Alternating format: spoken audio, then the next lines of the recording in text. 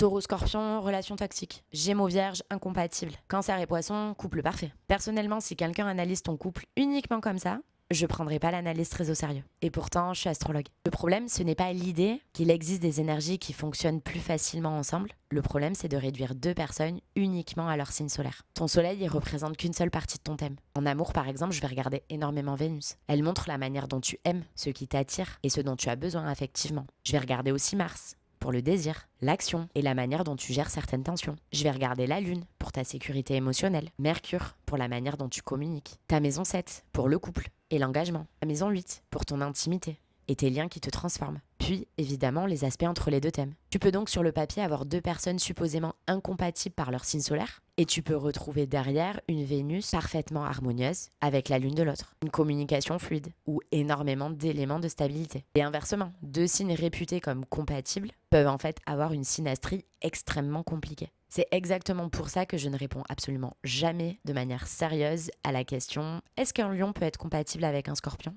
Bien sûr qu'il peut. La question intéressante à se poser, c'est comment ces deux personnes-là fonctionnent ensemble. Dis-moi en commentaire ton signe solaire et celui de ton partenaire ou de ton ex, et surtout vos signes de Vénus si tu les connais. Et je te dirai déjà pourquoi la compatibilité solaire ne raconte absolument pas toute l'histoire.